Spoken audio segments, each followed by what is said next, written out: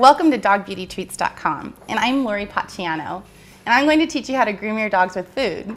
Today I've invited Sadie Whipp here, and she's an expert in health and vitality, and we're going to show you how to make a homemade flea dip out of natural rosemary. So one of the things that I love about this recipe is that it's 2 ingredients, rosemary and water.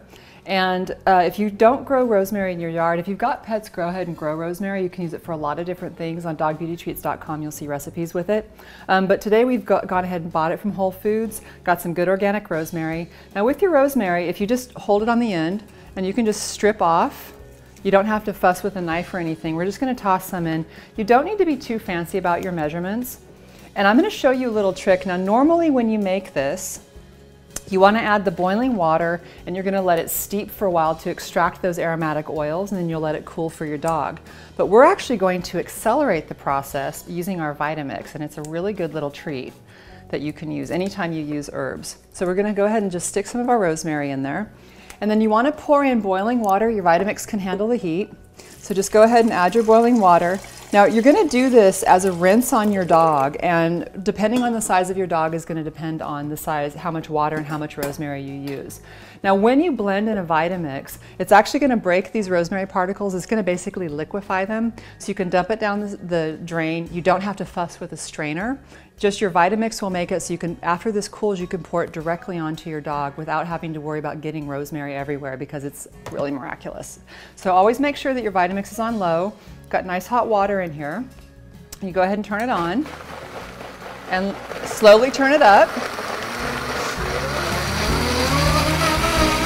And then really let it blend for a long time.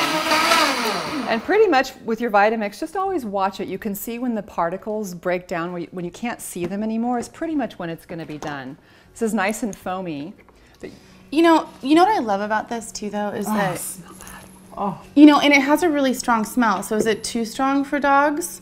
No, because it's natural, it won't be, and your dog will tell you, but he's not. Look at, he's sniffing it, he's fine. No, he likes it a lot. And yeah. You know, I don't know if I was born in the 70s, so I don't know if anyone remembers flea dips from the 70s, but they were like dipping your dog in poison, literally, like these pesticides. And so finding something that you can grow in your own garden, even if you like, and then, you know, make something like this so easily is such a great way to care for your pet. Like, remember how many times your pet licks itself to clean itself. Yeah. So that's why I started developing a lot of these recipes, because I just couldn't bear to watch them lick all of the things off themselves anymore. And it builds up in their systems, and that's why they get cancer and all kinds of things. And look at with this, I don't know if you can see this, but it's green and completely pure, and there's no particles of rosemary in there. So you can pour it right on your dog's fur. Make sure it's a nice temperature. It's not too warm, not too cool, so it feels really soothing for them, and they'll love it. And how often do you think we should do this? Once a week is really good during flea season. Okay. Yeah, absolutely. And you don't rinse it off? You can rinse it off, because because the oils will stick around, but just don't put any soap on them. Okay. So just rinse it, and then the oils will coat their fur, and they'll smell really fresh.